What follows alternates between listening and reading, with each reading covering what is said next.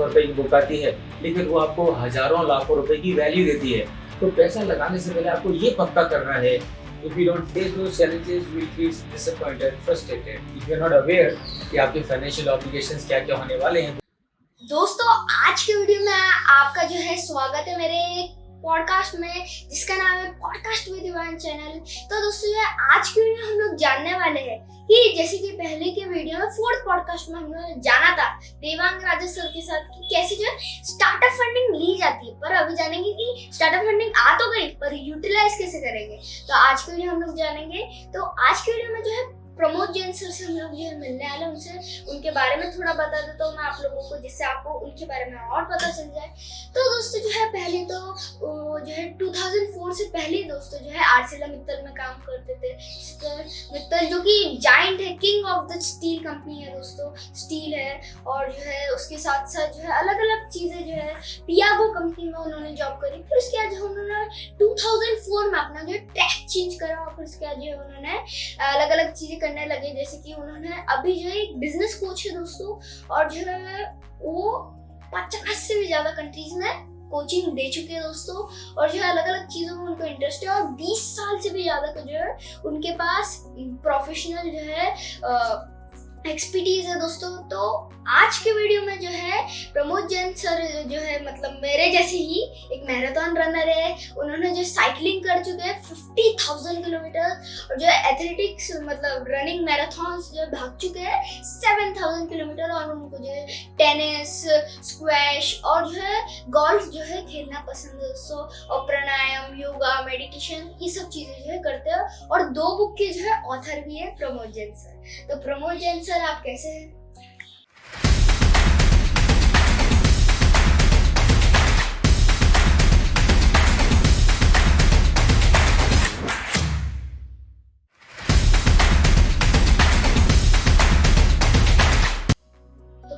Jain sir आप कैसे हैं? क्योंकि जो है आपकी जो बहुत सारी चीजें जो जानने को मिली है मेरे को, जो आपने प्रोफाइल भेजी थी मेरे को आपके इंट्रोडक्शन देने के लिए, उससे जो मैं बहुत ज्यादा इम्प्रेस्ड हूँ। क्योंकि जो है आप मेरे जैसे ही मैराथन भी करते हैं, आप एक रनर है, आप जो साइकिलिंग भी करते हैं, जो है आपके पास जो है अलग अलग चीजों की जो है एक्सपर्टीज है। तो जो है मैं बहुत ज्यादा एक्साइटेड हूँ आज के पॉडकास्ट के। मैं अगर सही बताऊं विवान, तो मैं शायद आपसे भी ज़्यादा डबल एक्साइटेड हूँ आपसे मिलके, क्योंकि आप इतने से छोटे से हो, लेकिन आपके जो अचीवमेंट्स हैं वो बहुत ही कमेंडेबल हैं।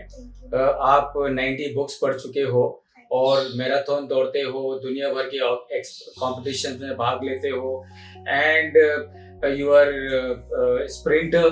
That's really amazing.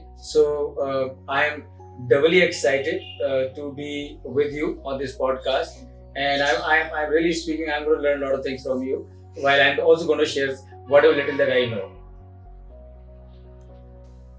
दोस्तों, अभी जानते हैं हम लोग कि फाइनेंस मतलब होता क्या है। मतलब हमें तो ये मालूम है, मेरे को तो फाइनेंसिंग मालूम है कि ये सब लोन वगैरह रहते हैं, पर दोस्तों जो फाइनेंसिंग चाहे इंडिविजुअल हो, स्टार्टअप हो, हर चीज के लिए जो है जरूरी है, और ये सबको जो है मालूम होना चाहिए। और जो बहुत सारे लोगों को उसके बारे में नहीं मालूम, उसके बारे में जो दोस्तों हम लोग जानेंगे। और जो है अलग अलग जो टाइप्स रहते हैं फाइनेंसिंग के, एस्पेक्ट्स रहते हैं, अलग अलग चीजें रहती है फाइनेंसिंग के अंदर। मेरे को तो लगता है बस अकाउंटिंग ही है फाइनेंसिंग, जो आता है पैसा। तो चलिए जानते हैं, बाद में बड़े होकर समझने से अच्छा है कि अभी समझे। As a layman Pramod sir ये बताइए कि फाइनेंस मतलब होता क्या है? देखो विवान, ये बहुत अच्छा सवाल है, और मैं अगर आपको सही बताऊं तो मुझे लगता है कि काश ये सवाल किसी ने मुझसे तब पूछा होता जब मैं आपकी उम्र का होता, या फिर जब मैं आपकी उम्र का था। अगर किसी ने मुझे इस सवाल का आंसर दिया होता, तो I am sure I would have been doing much better in my life then what I am doing today. ऐसे स्टार्ट कर लिया तो बड़े होकर और ज्यादा एक्सपर्टीज हो जाती है। तो देखो, मैं आपको ना बहुत सिंपल वर्ड्स में बताता हूँ कि फाइनेंस का मतलब क्या है, और क्यों जरूरी है हम सबके लिए फाइनेंस को समझना। तो सबसे पहले मैं एक चीज बताता हूँ आपको कि हम सब जो लोग हैं इस दुनिया में, उनके जीवन का मकसद क्या है? कुछ ना कुछ करना। और कुछ ना कुछ करना मतलब कैसा? कुछ ना कुछ ऐसा करना जिसकी वजह से और लोगों के चेहरे पर मुस्कुराहट आए। And that is the purpose of every one of us in life. दुनिया में सब लोग कहीं पे भी चले जाओ, एक ही मकसद है कि हम ऐसा कुछ करें ताकि लोगों के चेहरे पर मुस्कुराहट आए। तो अब उसके बहुत सारे तरीके हैं मुस्कुराहट लाने के। सबसे प्रिंसिपल जो तरीका है वो ये है कि आप लोगों के प्रॉब्लम्स को दूर करिए। तो अगर आप लोगों के प्रॉब्लम्स को दूर करोगे तो ऑटोमेटिकली उनकी यूनिक प्रोडक्ट बन जाता है उससे। यूनिक प्रोडक्ट बन जाते हैं, बिल्कुल यूनिक प्रोडक्ट बन जाते हैं। और आप उनकी प्रॉब्लम दूर करोगे तो उनके चेहरे पे ऑटोमेटिकली स्माइल आएगी और आपका भी फायदा होता है क्योंकि यूनिक प्रोडक्ट बन जाते हैं। और आप भी बिल्कुल सही, और आप भी बहुत ही यूनिक प्रोडक्ट बन जाते हो बिकॉज फिर लोग आपकी वैल्यू करते हैं। तो अब उसमें जैसे लोगों की लाइफ को अगर इम्प्रूव करना है, बेटर करना है, तो उसके लिए जरूरी है कि बिजनेसेस हों और जो प्रोडक्ट्स बनाएं वो प्रोडक्ट्स को सप्लाई करें ताकि लोगों तक उस प्रोडक्ट्स पहुंचे, तो उससे लोगों की लाइफ इजी होगी। तो बिजनेस का ये जो काम है वो है कि प्रोडक्ट बनाना और सर्विस देना ताकि लोगों की लाइफ इजी हो। और ये सब करने के लिए बिजनेस को लगता है पैसा, बिकॉज बिना पैसे के तो आप कुछ कर नहीं सकते हो। आपको अगर एक फैक्ट्री डालनी है तो आपको लैंड खरीदनी पड़ेगी, बिल्डिंग बनानी पड़ेगी और प्लांट एंड मशीनरी खरीदनी पड़ेगी, वो सब कुछ करना पड़ेगा। तो उसके लिए पैसे की बहुत जरूरत है। तो फाइनेंस का मतलब है कि वो चीज जिससे आप एसेट्स को क्रिएट करते हो, यानी कि फैक्ट्री बनाते हो, बिजनेस खड़ा करते हो। अब सवाल यह है कि खाली बिजनेस खड़ा करना सफिशिएंट नहीं है, वो बिजनेस से प्रोड्यूस करना, उसको सेल करना और इस तरह से सेल करना कि आप आपकी कॉस्ट रिकवर करो और उसके अलावा आप थोड़ा सा प्रॉफिट भी कमाओ उसके ऊपर, है ना। तो ये बिजनेस करते हैं पूरी दुनिया में। अब ये जो पैसा है इसका मैनेजमेंट करना बहुत जरूरी है और इसका सही मैनेजमेंट करना बहुत जरूरी है। क्यों सही मैनेजमेंट करना बहुत जरूरी है? क्योंकि अगर आपने पैसा लगा दिया और आप वो पैसा रिकवर नहीं कर पाए बिजनेस में से, तो आपका बिजनेस लॉस में जाएगा, आपका बिजनेस बंद हो जाएगा। तो आप लोगों की समस्या तो दूर करने की बात तो दूर रही, आपको समस्या में आ जाओगे। तो ये फाइनेंस है इन सिंपल वर्ड्स, ये फाइनेंस का एक रूप है।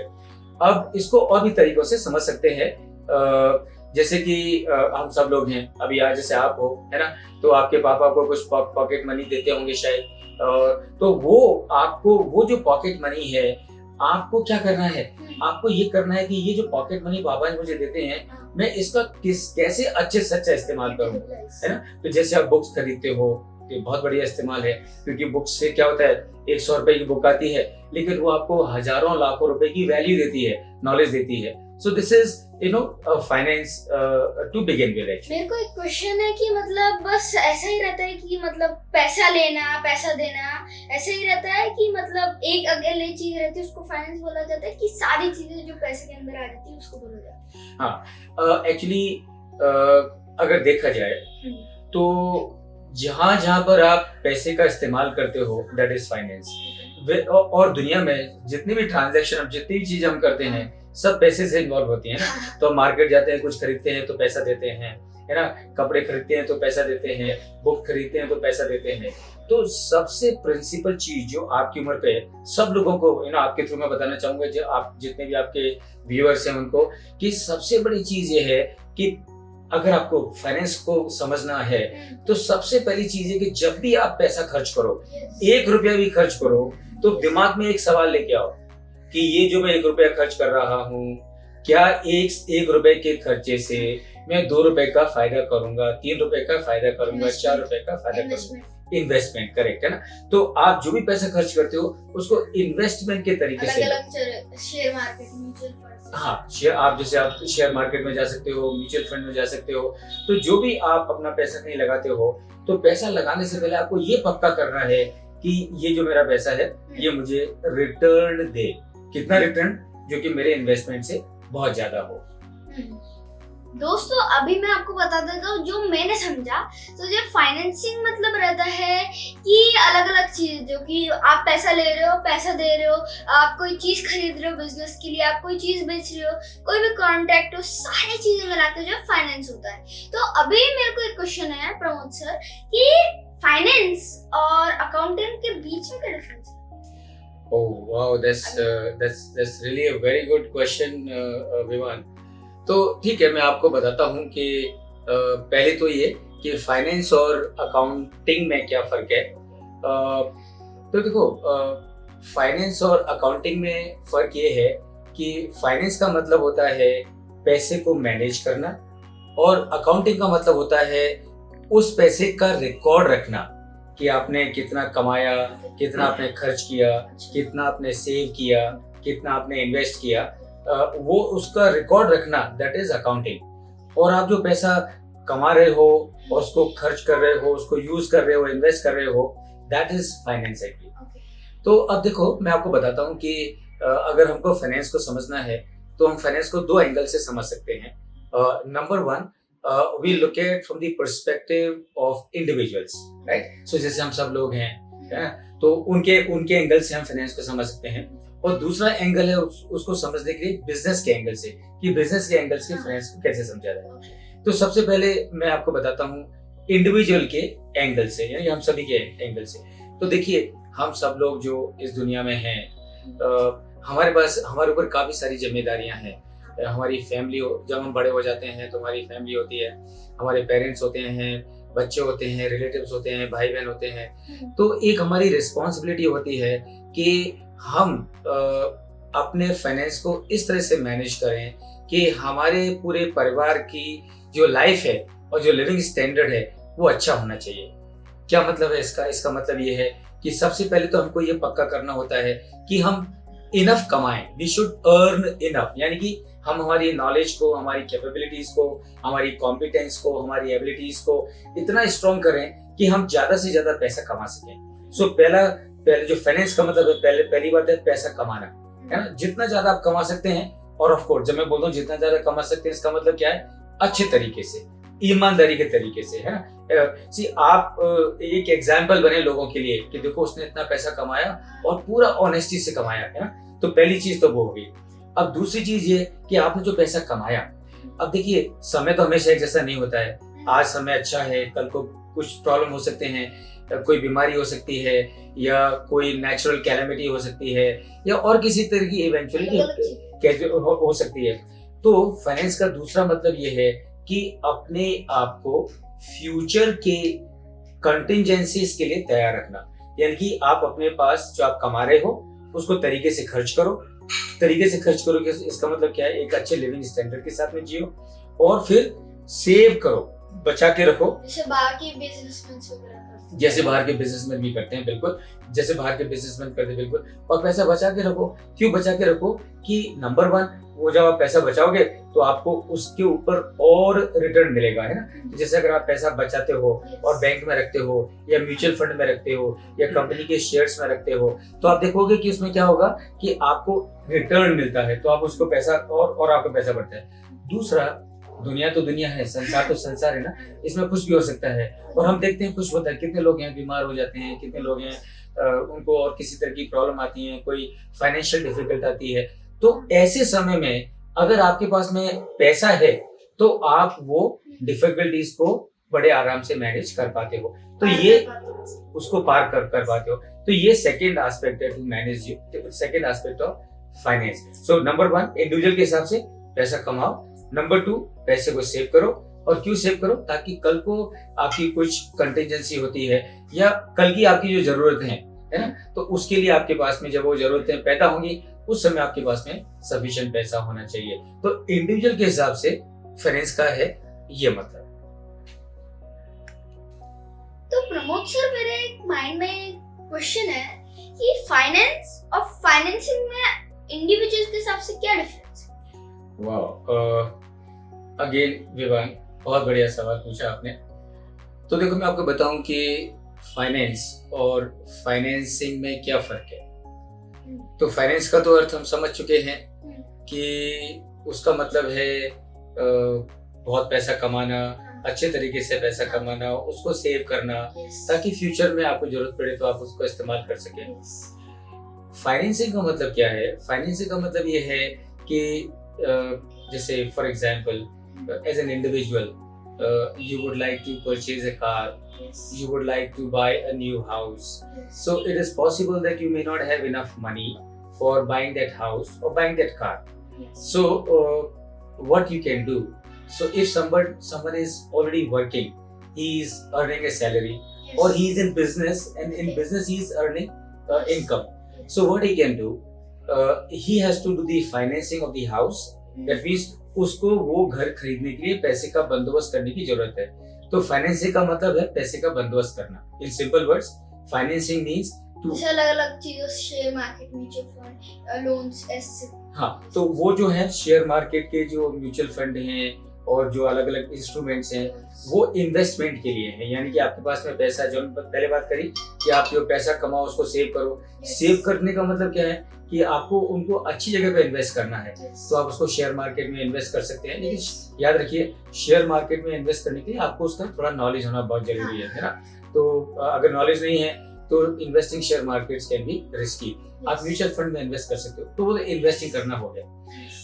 दूसरा जो एस्पेक्ट है फाइनेंसिंग के, जब होते हैं फाइनेंसिंग का मतलब ये है कि अब मुझे घर खरीदना है. तो घर खरीदना है, मेरे पास में पैसा नहीं है, तो how do I finance it.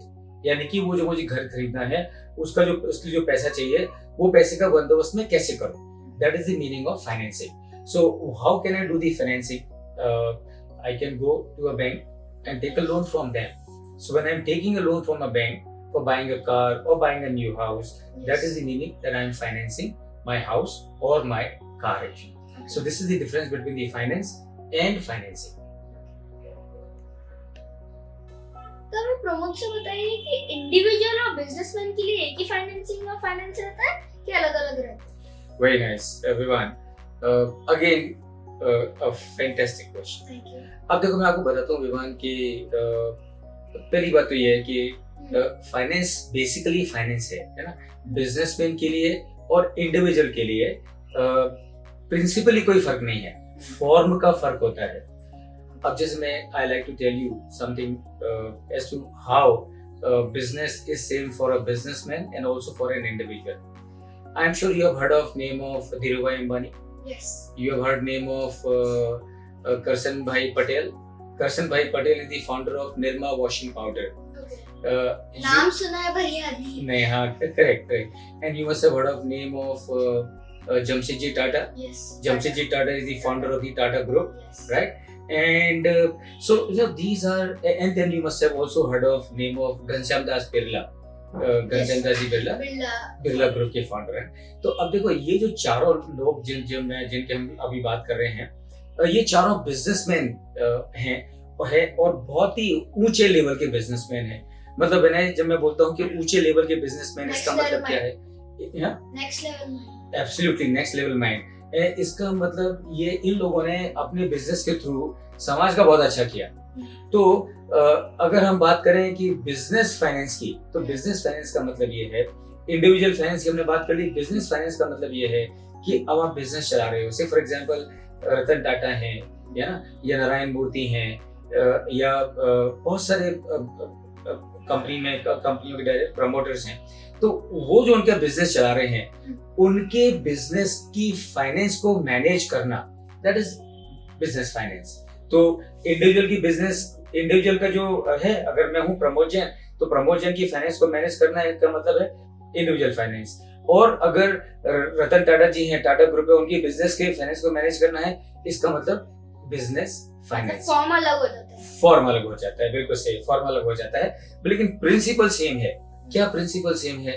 Principal same का मतलब ये है, ज्यादा कमाओ ज्यादा, खर्चो कम, है ना. So maybe I can repeat it. कमाओ ज्यादा, खर्चो कम, है ना. And second thing, remember, you do not become rich by earning, you become rich by saving. तो है ना, तो कोई रिच जब बनता है तो सिर्फ कमाने से रिच नहीं बनता है, वो सेव करने से रिच बनता है. बहुत सारा कमा लिया, सारा हाउस घर वो सब उड़ा दिया, तो वो रिच नहीं होगा. लेकिन अगर आप कमा रहे हो, उसको सेव कर रहे हो, इन्वेस्ट कर रहे हो, है ना. जैसे इन्वेस्ट करने का, यानी कि म्यूचुअल फंड में लगा रहे हो, या जो आपको और रिटर्न मिलेगा, तो तब आप रिच बनते हो. तो धीरूभाई अंबानी हो, या बिल गेट्स हो, या वॉरेन बफेट हो, या मुकेश अंबानी हो, या रतन टाटा हो, now they have become rich. How? They have not become rich only because they were earning. Warren Buffett तो king है investment. He is the legend of the investment. Again, the whole world knows him. So how have they become? They have not become so big by earning. they have become so big by investing, by saving properly. So this is how you differentiate between the individual's finance and business finance. तो दोस्तों, क्या आपको podcast में मजा आ रहा है? तो दोस्तों जो है, अभी मैं आपको एक चीज बोलना चाहता हूँ। जो प्रमोद सर ने एक लाइन बोली, बहुत छोटी सी लाइन थी पर उसका बहुत बड़ा मतलब है। उन्होंने बोला था कि आप रिच नहीं बन सकते अगर आप अर्न करोगे।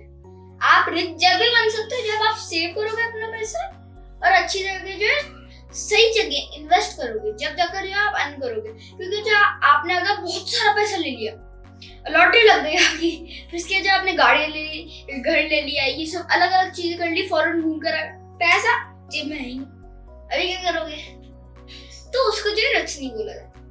पर अगर जो है आपकी लॉटरी लगी, अगर आप उसको शेयर मार्केट में इन्वेस्ट करो तो आपको जो रिटर्न मिलेगा, अच्छा ज्यादा रिटर्न मिलेगा ना उसका, ठीक है। और जो है अगर आप सेव करके रखोगे तो आपके पास जो है, ऐसा नहीं, मैं ये नहीं बोल रहा सेव मतलब कंजूसी नहीं बोल रहा मैं, नॉर्मल जितना, अगर आप ज्यादा से ज्यादा ये कोशिश करनी चाहिए अपनी नॉलेज और अपना पैसा बढ़ाने पे जो है ज्यादातर करनी चाहिए। तो दोस्तों अभी समझ लेते हैं हम लोग कि क्या क्या चीजें समझी। तो पहली चीज समझी हमने फाइनेंस मतलब एग्जैक्टली होता क्या है।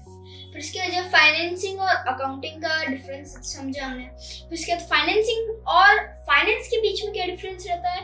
फिर इसके बाद जो बिजनेसमैन के लिए क्या रहता है फाइनेंस, और इंडिविजुअल्स के लिए क्या रहता है फाइनेंसिंग और फाइनेंस।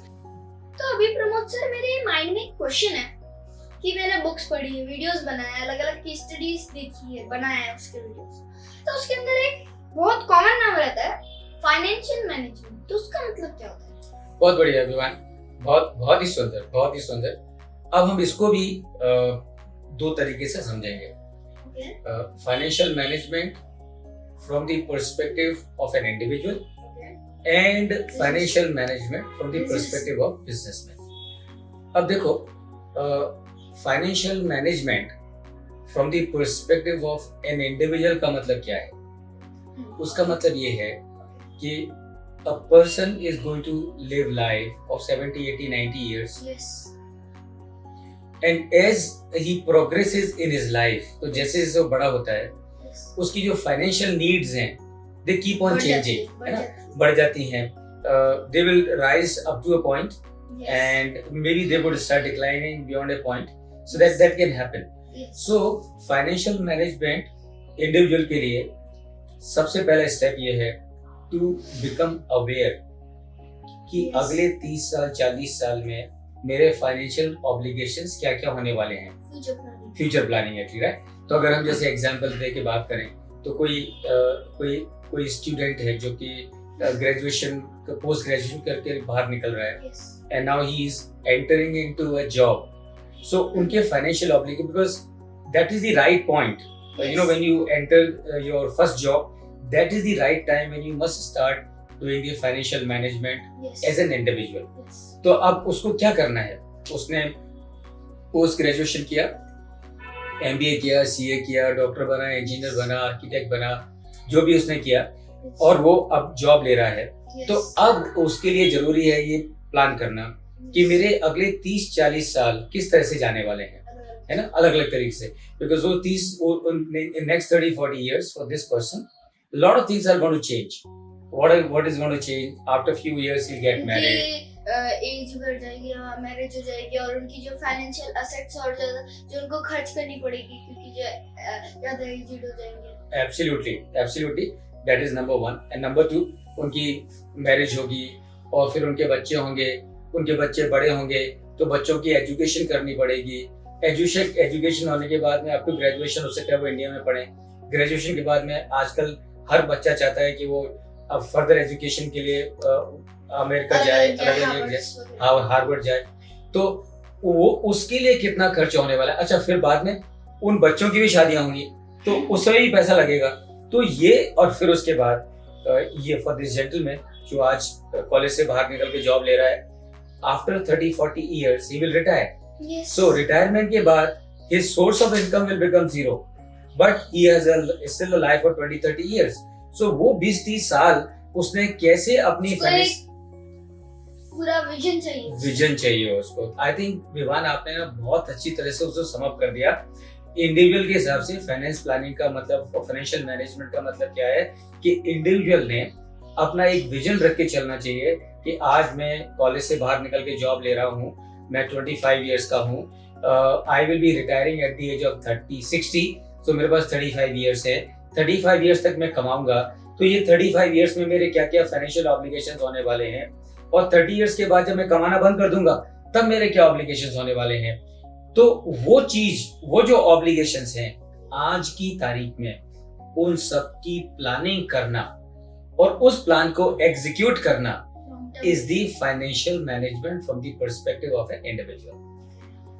अगर आप ऐसा करते हो एज एन इंडिविजुअल, तो इसका मतलब क्या है? इसका मतलब ये है कि आप आपकी लाइफ को स्मूथली ले जा पाओगे, है ना। और अगर आप अपनी फाइनेंसेस को मैनेज नहीं करते हो, अगर आप if you are not aware कि आपके फाइनेंशियल ऑब्लिगेशंस क्या क्या होने वाले हैं गोइंग फॉरवर्ड, तो फिर क्या होगा? You will not be prepared for those challenges. Yes. And if you will not be prepared for those challenges, you will not be able to face those challenges. If you don't face those challenges, you will feel disappointed, frustrated. So you will not live a happy life. You will live a stressful life. So this is the financial management from the perspective of individual. तो अभी आपने Pramod sir आपने बताया individual कैसे जो है अपना financial management कर सकता है, अभी बिजनेसमैन कैसे कर सकता है। Very good. तो अब देखो, let's understand financial management from the perspective of a business. So first of all we need to understand one thing, that purpose of every business anywhere in the world is same, one and the same. And what that purpose is, that purpose is to create value. तो दुनिया में जितने businesses हैं उन सबका एक ही मकसद है, एक ही पर्पस है, एक ही ऑब्जेक्टिव है, टू क्रिएट वैल्यू, अपने बिजनेस की वैल्यू, अपने बिजनेस की वैल्यू, और अपने बिजनेस के थ्रू कैसे वैल्यू क्रिएट करें। और वैल्यू क्रिएट करने का मतलब क्या है? वैल्यू क्रिएट करने का मतलब है how to make this world a better place to live today then what it was yesterday. That is the meaning of value creation. यानी दुनिया में जितने भी बिजनेस हैं सारे के सारे, उनका एक ही मकसद है कि किस तरह से हम ये दुनिया को और बेहतरीन बनाएं, उससे ज्यादा जितनी ये कल थी। That is value creation. अब ये वैल्यू क्रिएशन करने के लिए सीधी सी बात है, एक बिजनेस को प्रॉफिट कमाना पड़ेगा। अगर बिजनेस प्रॉफिट नहीं कमाएगा और लॉस करेगा, तो इसका मतलब क्या है? वो वैल्यू क्रिएट नहीं करेगा बल्कि वैल्यू को घटा देगा एक। तो अब प्रॉफिट कमाने के लिए वो फाइनेंस को कैसे मैनेज करें, ये सवाल पैदा होता है। एंड उसको अगर हम समझ जाते हैं तो इसका मतलब हम समझ जाएंगे कि बिजनेस के फाइनेंशियल मैनेजमेंट का मतलब क्या है। तो अब देखिए, उसमें दो चीजें हैं। जब हम बात करें financial management of a business, so number one is to raise capital, to raise money for the business at cheapest cost possible. यानी कि आप जो बिजनेस में पैसा लेके आ रहे हैं वो जितनी सस्ती कॉस्ट पर आए उतना अच्छा है। That is number one. Number two, आपने ये जो पैसा बिजनेस में लेके आए हैं, अब आपको क्या करना है? अब आपको इस पैसे को सिर्फ फैक्ट्री क्रिएट करनी है, बिजनेस क्रिएट करना है, प्रोडक्ट बनाने की फैसिलिटीज, अलग अलग सेक्शंस क्रिएट करने हैं, है ना, अलग अलग सेक्शंस क्रिएट करने हैं, ताकि आप वो प्रोडक्ट बना पाओ जो आपके लिए पैसा देगा, जो आपको पैसा देगा, और आप वो सर्विस क्रिएट कर पाओ, है ना। तो अब सेकंड, पहला तो हो गया पैसा लेके आना, दूसरा उस पैसे से एसेट्स क्रिएट करना, और एसेट, और वो कैसे क्रिएट करना कि वो एसेट्स जो आप क्रिएट करो उसके लिए आप कम से कम कॉस्ट इनकर करो। So that is second number, right. Then number 4 is, आपने क्या किया? आप पैसा लेके आए, आपने एसेट्स क्रिएट कर दी। अब आप क्या करिए? आप उस एसेट्स को यूज करके प्रोडक्ट प्रोड्यूस करिए और आप सर्विस प्रोड्यूस करिए, और वो आप लोगों को सेल करिए मार्केट में। तो आप जब सेल करेंगे तो आपको पैसा मिलेगा। अब वो जो आपको पैसा मिलेगा वो तीसरी एक्टिविटी होगी। तो वो जो पैसा आपको मिल रहा है उसका आप कैसे और अच्छा उपयोग करें। So now the example that you gave little while ago, कि अगर आपकी लॉटरी लग जाए और आप वो सारा पैसा ऐसे उड़ा दो तो फिर आप रिच तो होने वाले नहीं हो, है ना। रिच आप कब बनोगे? वो आपने लॉटरी कमाई, लॉटरी मिली आपको, इन्वेस्ट करी, सेव करी, इन्वेस्ट करी, कहाँ जहाँ भी आपने अच्छे तरीके से इन्वेस्ट किया, market loans, loans, real estate या पोर्टफोलियो, डिवेंचर्स, बहुत सारे ऑप्शंस हैं आपको अवेलेबल, आपने उस सब में इन्वेस्ट किया तो आप रिच हो जाओगे। तो बिजनेस का भी ऐसा ही है, आपने बिजनेस में प्रॉफिट कमाया और आप उस प्रॉफिट का क्या करते हो इस पे डिपेंड करेगा कि सेम स्टोरी। तो बिजनेस क्या करते हैं, फॉर एग्जांपल अगर मैं आपको बताऊं विवान, तो जमशेदजी टाटा ने उनके लाइफ में अलग-अलग एक्सपोर्ट्स के बिजनेस से और टेक्सटाइल के बिजनेस से शुरू के कुछ ही सालों में बहुत पैसा कमा लिया, इतना पैसा कमा लिया, एक्सपर्टीज हो गई उनको, इतना पैसा कमा लिया कि उनको पैसे की जरूरत नहीं थी। लेकिन उन्होंने क्या सोचा, उन्होंने सोचा कि बिजनेस का पर्पस क्या है, to make this world a better place to live. And ये मैं आपको बताता हूँ, ये बहुत याद रखने जैसी चीज है। तो जमशेदजी टाटा ने, उनको लगा उस समय, ये करीब 1900 के पास की बात है, तो जमशेदजी टाटा को, बहुत पुरानी बात है, उस समय स्टीम इंजन आ चुका था और इलेक्ट्रिसिटी आ चुकी थी। तो जमशेदजी टाटा को लगा कि जिस तरह से स्टीम का और इलेक्ट्रिसिटी का यूज करके Europe and America were progressing, Jamshedji को लगा कि अगर ये चीजें हिंदुस्तान में नहीं आई तो हिंदुस्तान बहुत पीछे रह जाएगा। तो बहुत सारा पैसा कमाने के बावजूद भी जमशेदजी टाटा ने 3 प्रोजेक्ट प्लान किए, और वो 3 प्रोजेक्ट कौन कौन से थे? वो 3 प्रोजेक्ट थे, number 1 steel plant in Jamshedpur, number 2 the power plant, and number 3 institute of sciences इन बेंगलोर। तो ये 3 चीजें जमशेदजी टाटा ने सोचे एज अ बिजनेसमैन। क्यों? क्योंकि उनको लोगों की लाइफ में पॉजिटिव डिफरेंस क्रिएट करना था। और इंटरेस्टिंग बात ये है कि जमशेदजी टाटा ने ये सोचा 1902 में, और 1904 में जमशेदजी टाटा की डेथ हो गई। लेकिन उन्होंने जो वैल्यू सिस्टम इनकलकेट किए उनके लोगों में, 1906 में उनके लोगों ने स्टील प्लांट डालने के लिए जमीन ढूंढी और वहां प्लांट बनाया। 1912 में टाटा स्टील ने पहली बार हिंदुस्तान में स्टील प्रोड्यूस करी। सो ये कहने का मतलब है कि किस तरह से अगर आप प्रॉफिट को कमाते हो, आप उस प्रॉफिट को उड़ाइए मत, उस प्रॉफिट को और ज्यादा इकोनॉमिक डेवलपमेंट के लिए यूज करिए, जैसे कि जमशेदजी टाटा ने किया, देश के डेवलपमेंट के लिए करिए। And that is the best financial management. अब आप देखो, टाटा ग्रुप है, 150 साल से भी ज्यादा करीब पुराना होगा, है ना? करेक्ट। तो अब इतने सालों के बावजूद भी वो ग्रुप बना हुआ है, और बना हुआ नहीं है तो हिंदुस्तान नहीं बल्कि दुनिया के बड़े बिजनेस ग्रुप में से है। बाकी सब कंपनीज अलग-अलग, Tata chemicals, Tata steel, Tata salt, yes absolutely, बहुत सारी कंपनियां उनकी। तो ये सब कैसे हो पाया? बिकॉज टाटाज ने क्या किया, टाटाज ने अपने बिजनेस का अच्छा फाइनेंशियल मैनेजमेंट किया। सो that is what is financial management. और उनका एक था माइंडसेट कि लोगों की जो है रिक्वायरमेंट भी समझते थे, लोगों की रिक्वायरमेंट समझते थे, एक, और दूसरा कि कैसे लोगों की जिंदगी को खुशहाल किया जाए। तो ये जो चीज है ना, ये बहुत बड़ी चीज है जुबान, और ये हम सबको समझना चाहिए कि एक बार जब जैसे हमारा माइंडसेट अगर ये बन जाए, that I don't want to live for myself, I want to live for others, because then only life has got a meaning. Because for themselves even the animals and the birds also live. लोग ज्यादातर जो पूरी दुनिया में ज्यादातर लोग रहते हैं वो खुद के लिए जीते हैं। मेरे को पैसा चाहिए, मेरे को बड़ा बनना है, मेरे को इधर जाना है, उधर जाना है, मेरे को कार खरीदनी है, मेरे को उसके अंदर ही चला जाता है बस। और होना क्या चाहिए? होना ये चाहिए, लोगों की भलाई के बारे में सोचना चाहिए, अलग-अलग बिजनेस क्रिएट करना चाहिए, रिक्वायरमेंट समझनी चाहिए, अलग-अलग चीजें, फाइनेंशियल मैनेजमेंट। बिल्कुल। और जब आप ऐसा करोगे तो ऑटोमेटिकली आपका फाइनेंशियल मैनेजमेंट अच्छा हो जाता है, क्योंकि फिर आपका दिमाग, आपका माइंड, आपका ब्रेन उस तरीके से काम करना शुरू कर देता है। सो that is all about the financial management of a business. दोस्तों, आई होप कि आपको ये समझ आया होगा कि क्या रहता है financial management for business and financial management for individual. पर दोस्तों जो है ये अलग-अलग चीजें, पर दोनों का एक ही मोटिव है, लोगों का फायदा होना चाहिए, खुद का फायदा होना चाहिए, और जो आपको एक यूनिक चीज करनी है, कुछ अलग चीज करनी है। तो दोस्तों जो है हमने जो है बहुत सारी चीजें समझी। मैं आपको बता देता हूँ कुछ चीजें जो हमने समझी। तो पहले तो फाइनेंशियल चीजें समझी कि फाइनेंशियल मतलब बेसिक होता क्या है, उसके बाद अकाउंटिंग और फाइनेंशियल के बीच में क्या डिफरेंस है, उसके बाद फाइनेंसिंग और फाइनेंशियल के बीच में क्या डिफरेंस है, फाइनेंस के बीच में क्या डिफरेंस है, और जो है तो उसके बाद हमने जो है इंडिविजुअल बिजनेस इसके बारे में जो है समझा। तो अभी प्रमोद सर मैं आपकी थोड़ी पर्सनल के ऊपर आना चाहूंगा। तो अभी बताइए आप जो है बिजनेस कोच कैसे और क्यों बने?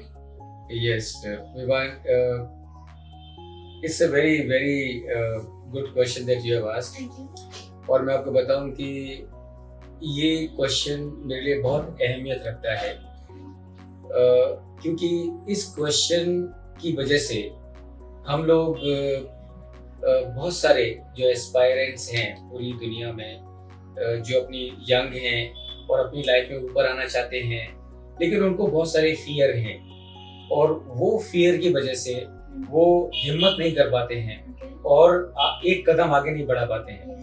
तो ये क्वेश्चन जो आपने पूछा है उसको आंसर के माध्यम से हम चाहेंगे कि ये सब लोगों के फियर दूर हो।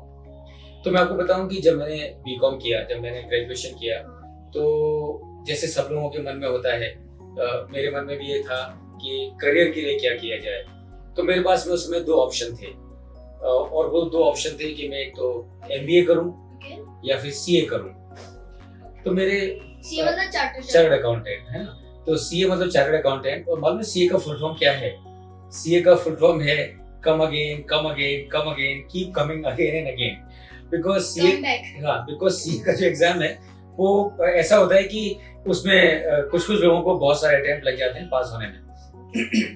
तो मेरे फादर चाहते थे कि मैं चार्टर्ड अकाउंटेंट बनूं, पर मैंने सोचा कि चार्टर्ड अकाउंटेंट का अगर कोर्स करेंगे तो उसमें तकरीबन 4 साल तो पास होने, कोर्स कंप्लीट करने में लग जाएंगे। उसके बाद में अगर मैं MBA करा, हाँ फिर उसमें प्रैक्टिस करेंगे तो 4 साल और। तो मुझे लगा एडल्ट होने के बाद अपने पेरेंट्स के पैसे के भरोसे पे लाइफ लीव करना, मुझे ये आइडिया कुछ अच्छा नहीं लगा। तो मैंने सोचा मैं CA नहीं करूंगा, मैं MBA करूंगा। तो MBA में मैंने डिसाइड किया MBA करने का। मैनेजमेंट आपको समझ आ गया? हाँ, और बिल्कुल। और लेकिन एक प्रॉब्लम थी।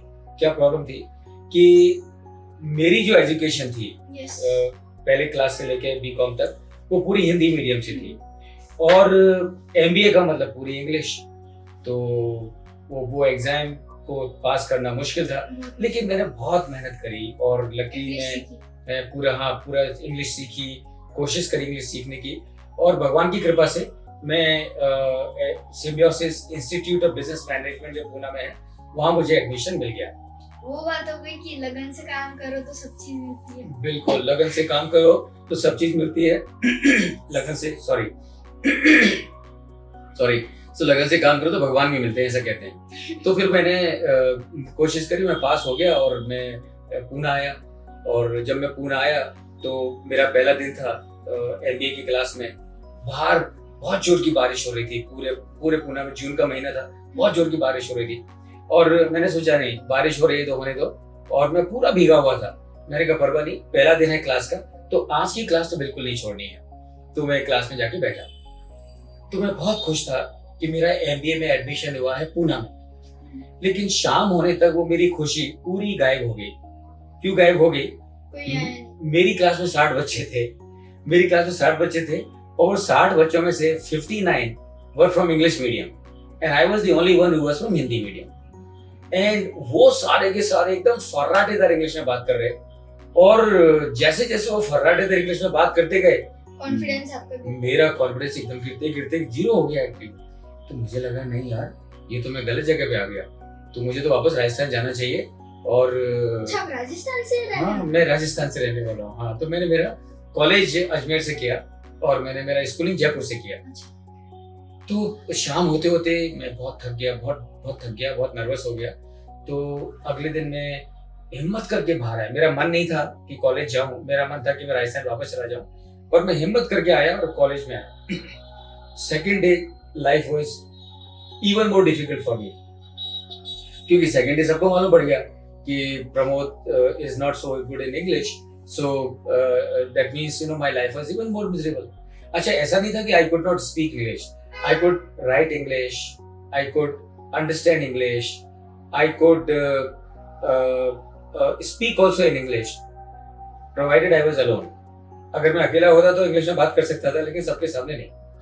तो सेकंड डे बहुत डिफिकल्ट हो गया, और सेकंड डे मैंने डिसाइड किया कि मैं ये कॉलेज में वापस नहीं आऊँगा, मैं राजस्थान वापस चला जाऊँगा और राजस्थान से फिर मेरा सीए करूँगा. और डैड को अभी तक आप सीए की प्रैक्टिस कर रहे हो? नहीं, तो उसके बाद मैं ऐसा ये डर की वजह से मैं शाम को सेकंड डे को हॉस्टल में आ गया, और मैं ये सोच के आया कि अब I will not come back to the class, I will go back to Rajasthan. अगले दिन I was waiting at 4 o'clock to leave for the railway station. मैं तीसरे दिन कॉलेज नहीं गया क्योंकि मैंने डिसाइड किया कि मैं राजस्थान वापस जाऊंगा.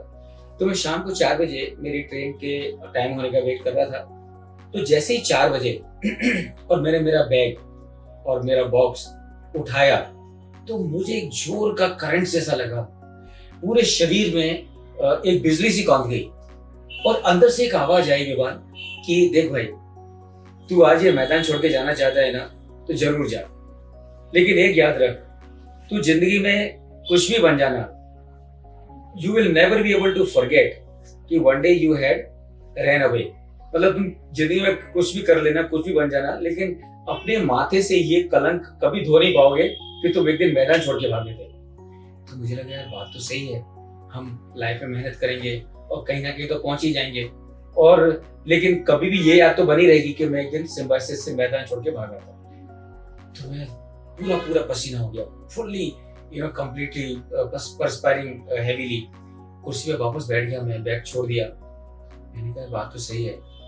फिर मैंने कहा नहीं, मैदान छोड़ के नहीं जाएंगे, भाग के नहीं जाएंगे, लड़ेंगे. मैंने कहा ज्यादा से ज्यादा क्या होगा, what the worst can happen, I will be harassed, I will be troubled, I will be under pressure, वही तो होगा ना, उससे ज्यादा तो बुरा कुछ नहीं होगा. तो मैंने कहा नहीं, परवाह नहीं. तो मैंने कहा रुकेंगे. और जिस इंग्लिश की डर की वजह से मेरे मन में मैदान छोड़ने का भाव आया, एक दिन इसी इंग्लिश में पूरी दुनिया में जाके लोगों को सिखाएंगे, ये मैंने एक मन में एक बहुत स्ट्रॉन्ग रेजोल्यूशन किया. उसके बाद मैं कुर्सी पे बैठा, मैंने मेरा बैग खोला और बॉक्स खोला, कपड़े लगाए, बुक्स लगाए. अगले दिन मैं कॉलेज गया. पहला सेमेस्टर में थोड़ा डिफिकल्ट गया, लेकिन मैं बहुत डटा रहा, मेहनत करता रहा. सेकंड सेमेस्टर में I got 3rd rank in Pune university. In third semester I got 2nd rank in Pune university, and in 4th semester I got the top rank in Pune university. तो उसके बाद में फिर मैंने जॉब करना शुरू किया और पढ़ाई भी चालू रखी. 20 साल तक मैं जॉब करता रहा. 20 साल के बाद एक दिन अचानक मेरे मन में ख्याल आया कि भाई अपने को लाइफ एक बार ही मिलती है, तो कुछ ऐसा करना चाहिए जो अपने मन का हो. तो मेरे दिमाग में कि दुनिया में जाके लोगों को सिखाना है, वो बहुत मजबूती से मेरे दिमाग में था. तो जॉब करते करते 20 साल निकल गए. एक दिन मेरे मन में ख्याल आया कि यार, you get this life only once, so you should do the things that you love and like. तो मैंने कहा क्या अपने को पसंद है? टीचिंग पसंद है. तो मैंने कहा एक काम करते हैं, जॉब छोड़ते हैं. And this is how in 2004 I left the job and decided to do teaching and training. तो वो टीचिंग ट्रेनिंग करता रहा. फिर अचानक एक दिन आर्सल मित्तल से फोन आया and they told me that we have an opening in our group, would you like to join us? And I said yes, I will join you. And I joined them and then I was with them. मतलब ये आपके ऐसा हो गया कि रास्ते पे चलते जाओ, रास्ता और अपने आप मिल जाएगा. बिल्कुल. I think everyone you have hit on the head of the nail. आप बस चलते रहो, हिम्मत से डटे रहो, मेहनत करते रहो, डिटरमिन रहो, और किसी भी फियर की चिंता मत करो, because fear is only a thought. What is a fear? It's only a thought. लोगों को डर है. डर क्या है? डर आपके सामने कुछ खड़ा नहीं है, डर आपके दिमाग में है. इट्स जस्ट लोगों को लगता है ये भूत है. हाँ करेक्ट, ये भूत आ गया. सो वो डर आप निकाल दो. तो उसके बाद में फिर मैंने आर्सल मित्तल को ज्वाइन किया, और जैसा मैंने उस दिन सोचा था कि मैं पूरी दुनिया में जाके लोगों को सिखाऊंगा, तो 50 से भी ज्यादा जगह पर मैंने जाके लोगों को फाइनेंस सिखाया, मैनेजमेंट सिखाया, वर्क लाइफ बैलेंस सिखाया. मैंने आपकी प्रोफाइल देखी तो उसके अंदर आप अलग-अलग चीजें भी करते हैं. फिटनेस पे भी बहुत ध्यान है. फिटनेस पे बिल्कुल ध्यान है. बिल्कुल बहुत ध्यान है. बिल्कुल. So this is how Vivan I became a global business coach. तो प्रमोद सर जो है मेरे को लग रहा था आप जाएंगे राजस्थान पर और सीए करेंगे, तो अभी बताइए कि आपने एमबीए कर लिया, फिर उसके बाद सीए आपने कैसे ज्वाइन करा? ओके, इसके पीछे भी एक बड़ी इंटरेस्टिंग स्टोरी है विवान। हुआ यूं कि जब मैंने 2004 में ये सोचा कि मैं टीचिंग करूंगा, ट्रेनिंग करूंगा और अब जॉब नहीं करना है, क्योंकि लाइफ एक बार मिलती है तो वो करो जो आपके मन का हो। तो उस समय मुझे ये ख्याल भी आया कि मैं जॉब तो छोड़ ही रहा हूँ, तो क्यों ना मैं सीए का एग्जाम दूं, इंटरमीडिएट का, और अगर वो एग्जाम में मैं पास हो जाता हूँ तो फिर मैं आर्टिकलशिप करूंगा और आगे का कंटिन्यू करूंगा। और अगर मैं समझो पास नहीं हुआ, सीए में ज्यादा शायद से मेरे हिसाब से फाइनेंस के बारे में ज्यादा knowledge. No doubt about that, I think you are right, because CA में आपको फाइनेंस के बारे में ज्यादा कॉम्प्रिहेंसिव नॉलेज और अंडरस्टैंडिंग मिलती है बजाय अदर कोर्सेज की। ये बात बिल्कुल सही है। तो फिर मैंने सोचा कि जॉब छोड़ ही रहे हैं तो एग्जाम देंगे, अगर पास हो गए तो आगे कंटिन्यू करेंगे, अगर नहीं पास हुए तो फिर तो बात खत्म हो गई, फिर तो कोई बात नहीं। तो मैं बताऊं 31 अगस्त 2004 को मैंने मेरे जॉब से रिजाइन मतलब जॉब छोड़ दिया। मैंने रिजाइन तो फरवरी में कर दिया था, लेकिन मेरे बॉस ने मुझे फरवरी के बजाय अगस्त में जाके रीड किया। तो 31 अगस्त 2004 को मैं कंपनी से फ्री हुआ और नवंबर 1 से एग्जाम थे। तो मेरे पास 2 महीने का समय था इंटरमीडिएट के दोनों ग्रुप की तैयारी करने के लिए। तो मैंने वो 2 महीने पूरा फुल्ली डिवोट होके सिर्फ और सिर्फ सीए के इंटरमीडिएट के एग्जाम की तैयारी करी और कुछ भी नहीं किया, इधर नहीं देखा उधर नहीं देखा, पूरा फोकस वो 2 एग्जाम्स पे। और नवंबर का महीने में दोनों एग्जाम हो गए। उसके बाद मेरा रिजल्ट आया और रिजल्ट में दोनों ग्रुप पास हो गया। तो अब चूंकि मैं दोनों ग्रुप पास हो गया तो इसका मतलब मुझे आगे बढ़ना चाहिए।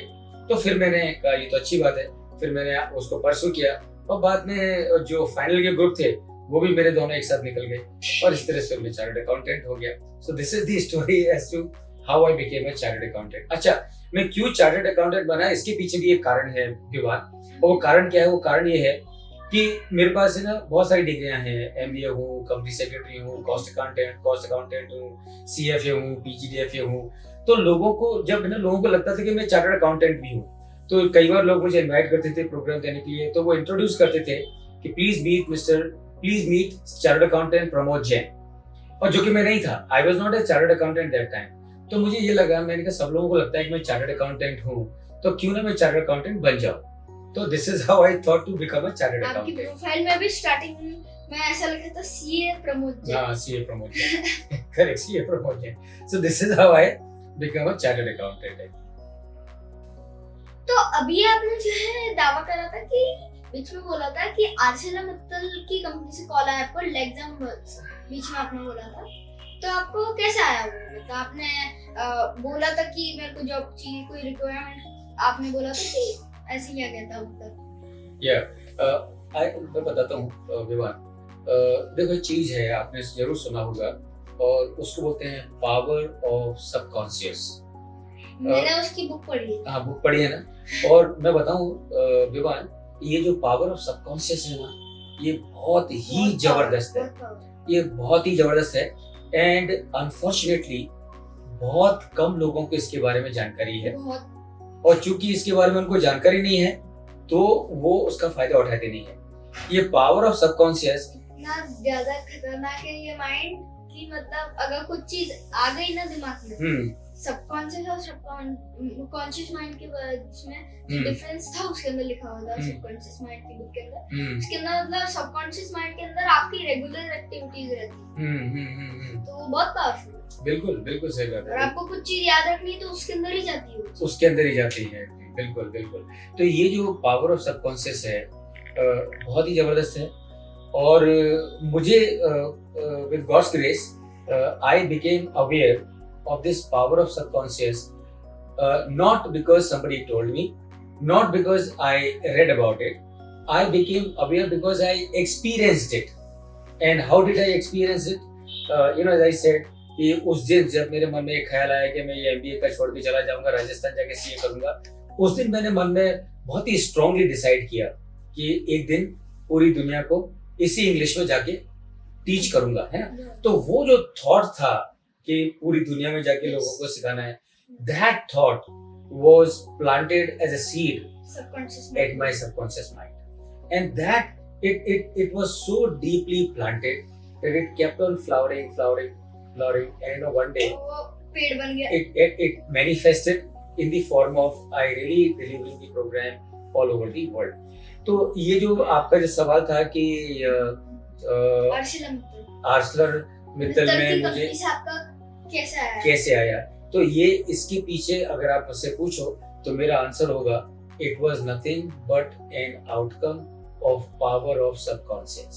So वो बोलते हैं ना कि जब आप किसी चीज को बहुत ही स्ट्रांगली डिजायर करते हो तो whole existence helps you to realize it, materialize it. पूरी दुनिया आपके ऊपर लग जाएगी, पूरी दुनिया आपको लग जाती है अगर लगन से करो तो पूरा अस्तित्व आपकी मदद करता है।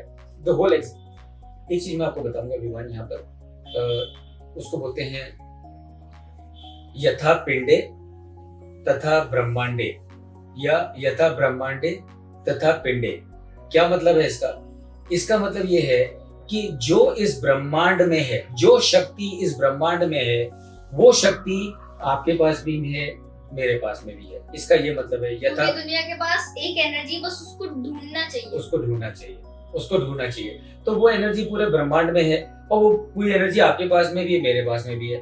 हमको क्या करना है? हमको खाली अवेयर होना है कि यह एनर्जी हमारे पास में है। मेरे को मालूम है कि आपके पास वो एनर्जी, क्योंकि आप मेडिटेशन करते हैं। बिल्कुल और ये बिल्कुल सही बात है बात, क्योंकि जब आप मेडिटेशन करते हो, आप ध्यान करते हो, प्राणायाम करते हो, योगासना करते हो, सूर्य नमस्कार करते हो, तो ये जो एनर्जी से मेरे को पता चल रहा है, इस वजह से मैं इतना अच्छा बोल पा रहा हूँ। और आपकी एनर्जी भी सेम ही है विमान। मैं अभी मेडिटेशन करना चालू करा है। क्या बात है, वेरी गुड। आधा महीना या एक वीक ही हुआ है। वेरी गुड, बहुत बढ़िया। No I will tell you, मैं ना सब लोगों को यही बोलता हूँ, और खासतौर से जैसे अब आप बहुत लकी हो। क्यों लकी हो? क्योंकि आप ये चीज अपने आप कर रहे हो कि आपको खुद लग रहा है कि मुझे मेडिटेशन करना चाहिए। तो जब कोई चीज को आप अपने आप करते हो ना, तो उसकी पावर अलग ही होती है। कोई चीज आप अपने आप करो और कोई चीज आप किसी के बोलने पे करो, दोनों में जमीन आसमान का फर्क होता है। तो पहली बात तो ये आप अपने आप कर रहे हो, और दूसरी बात ये कि मेडिटेशन, ध्यान, प्राणायाम, जापानीज लोगों का वो रहता है, मैंने एक जगह सुना है, एक बुक है, उसके अंदर एक सीक्रेट है, वो इतना लंबी एज की नहीं पता, क्योंकि ज्यादातर लंबी एज का सीक्रेट ये रहता है कि वो जो चीज उनको चाहिए वो चीज करते हैं, जिस वजह से उसमें बोर नहीं होते वो लोग। उसमें जब और लगन से करते हैं, उनको पता नहीं चलता टाइम कब बीत गया है। बिल्कुल सही। उनको लगता है 1 मिनट में 8 घंटे निकल गए। ऐसा ही होता है, आप ध्यान करने बैठते हो तो ऐसा ही होता है। आप ना ध्यान करते रहो तो आपका घंटों निकल जाएंगे और आपको लगेगा अरे अभी तो बैठा ही था मैं एक्चुअली। तो वो ध्यान की वजह से वो बहुत पावर रहती है। तो वो पावर ऑफ सबकॉन्शियस है।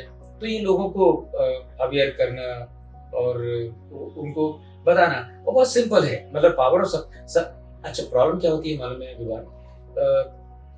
कुछ लोग अपने पर्सनल बेनिफिट के लिए लोगों को मिसलीड करते हैं कई बार। जैसे फॉर एग्जांपल बहुत सारे लोग हैं, अब वो क्या बोलते हैं, पैसे से पैसा कैसे कमाएं, सोते सोते पैसा कैसे कमाएं, बिना पैसे के पैसा कैसे कमाएं, किसी और के पैसा कैसे।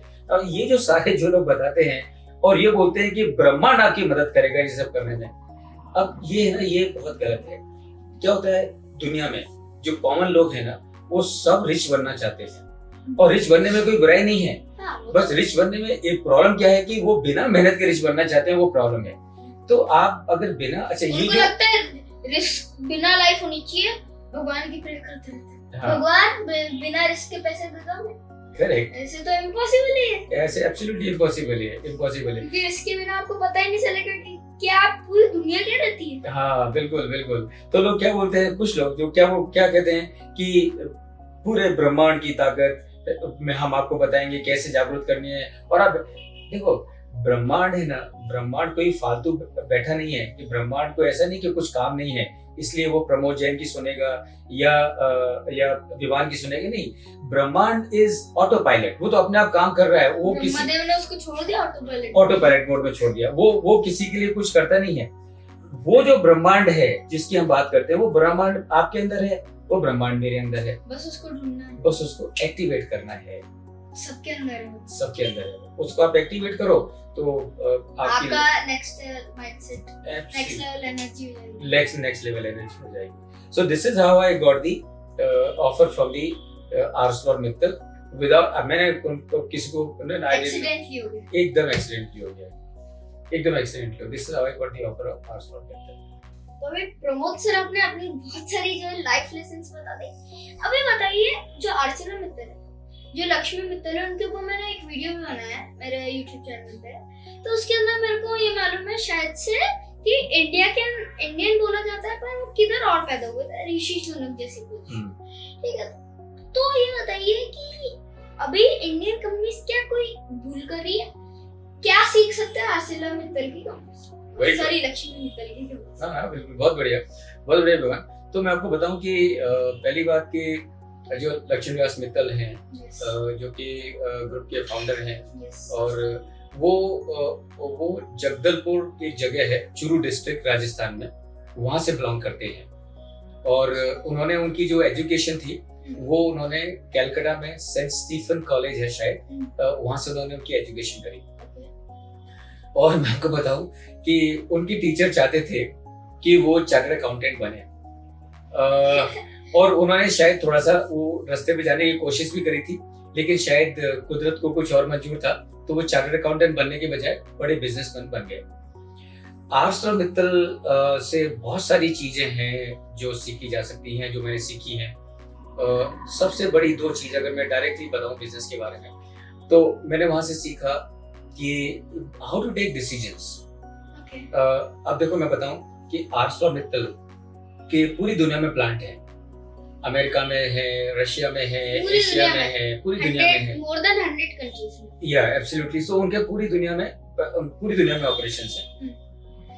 वो स्टील बनाते हैं, स्टील के किंग है ना, वो दुनिया में स्टील टाइकून, पूरी दुनिया में हम सब जानते हैं स्टील टाइकून है, मतलब वो पूरी दुनिया का 10% स्टील बनाते हैं। सो यू कैन इमेजिन पूरे वर्ल्ड का 10% steel production comes from ArcelorMittal। और मैं आपको बताऊं कि 30% of the cars which are produced anywhere in the world, steel comes from ArcelorMittal. 40% of the white goods which are produced anywhere in the world, steel comes from ArcelorMittal.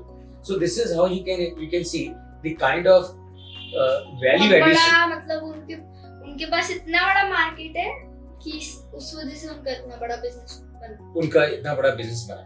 और आपको मालूम है कि ये इतने बड़े कैसे हुए लक्ष्मी निवास Mittal? How did he become such a big?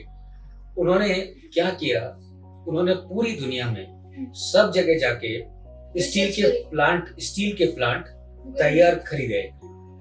तो उस समय क्या था, आज से 30-35 साल पहले पूरी दुनिया में जो स्टील के प्लांट थे वो गवर्नमेंट उनको ओन करती थी। पोलैंड में हो, रशिया में हो, एशिया में हो, अफ्रीका में हो, साउथ अमेरिका में हो, सेंट्रल अमेरिका में हो, नॉर्थ अमेरिका में हो, सब जगह पे governments would own the steel plant. And interestingly पूरी दुनिया में सब जगह पर विद फ्यू एक्सेप्शंस सारे के सारे steel plant they were making losses. Mister Mittal developed a different neck, and what that neck was he was able to turn around the loss making steel companies. तो उन्होंने क्या किया, उन्होंने पूरी दुनिया में जो भी गवर्नमेंट से उनके अप्रोच किया और उनको कहा कि आप लॉस कर रहे हो, आप ऐसे ही लॉस करते रहोगे तो आप बंद हो जाओगे, तो आप ये कंपनी हमको बेच दो, आपको कम से कम कुछ पैसा मिलेगा। अगर आप लॉस करते रहोगे तो बंद हो जाओगे, आपका और पैसा लॉस होगा, आप ये कंपनी हमको बेच दो, हम इस कंपनी के लिए आपको कुछ पैसा देंगे, कम से कम आपके हाथ में उतना पैसा तो आएगा, और हम इस कंपनी को रन करेंगे और इसको प्रॉफिटेबल करेंगे। तो ये मिस्टर मित्तल ने किया पूरी दुनिया में जाके। तो पहली बात जो मैंने सीखी वो ये कि how to turn businesses around, यानी कि अगर कोई लॉस मेकिंग बिजनेस है और आप उसको टर्न अराउंड करना चाहते हैं तो क्या क्या चीज है जो कि आपको करनी चाहिए और देखनी चाहिए। तो पहली चीज तो ये चीज सीखी। दूसरा मैंने सीखा कि वैल्यू क्रिएशन क्या होता है और डिसीजंस कैसे लिए जाते हैं। और तीसरी चीज जो मैंने सीखी वो ये कि लार्ज ऑर्गेनाइजेशंस को कैसे मैनेज करा जाता है। अब ArcelorMittal बहुत बड़ा ग्रुप है, जैसे आपने भी बताया है ना, पूरी दुनिया में उसके ऑपरेशंस हैं, स्टील है, माइनिंग है, तो उसको कैसे मैनेज करते हैं वो मैंने सीखा। तो ये 3 चीजें हैं जो मैंने सीखी आर्सलॉ मेथड से। तो दोस्तों आई होप कि आपको जो ये पॉडकास्ट जो अच्छा लगा होगा, मुझे बहुत ज्यादा चीजें मालूम चलनी होगी। तो दोस्तों जो है अभी चलिए जानते हैं कुछ चीजें जो हमने समझी। तो दोस्तों पहली तो चीज हमने समझी फाइनेंस मतलब क्या रहता है, फिर उसके फाइनेंसिंग और फाइनेंस के बीच में क्या डिफरेंस रहता है, फाइनेंस और अकाउंटिंग के बीच में क्या डिफरेंस रहता है, और दोस्तों और नॉर्मल इंडिविजुअल के पर्सपेक्टिव से क्या रहता है फाइनेंशियल मैनेजमेंट, और बिजनेसमैन के पर्सपेक्टिव से क्या रहता है फाइनेंशियल मैनेजमेंट, ये समझा हमने। फिर इसके जो हमने समझा कुछ स्टोरीज उनके बारे में, उनकी जो अलग अलग जो है हमने देखी चीजें, उनकी अलग अलग चीजें समझी हमने कि कैसे जो उन्होंने इतना करा, और जो है अभी उन्होंने जो है लाइफ लेसन्स बताए आरसीएम मित्तल से जो उन्होंने सीखे, लक्ष्मी मित्तल से जो उन्होंने सीखे, हास्यतल मित्तल कंपनी से दोस्तों। तो आई होप कि आपको जो ये पॉडकास्ट अच्छा लगा होगा। Thanks for watching my video and don't forget to like share subscribe the podcast with Vivan channel. Thank you sir for coming in my 8th podcast. Thank you, Vivan. I'm so happy to be part of your podcast, and I really wish you all the very best. And I know you're going to go places, and you're going to do wonderful. All the very best, Vivan. Thank you. Thank you.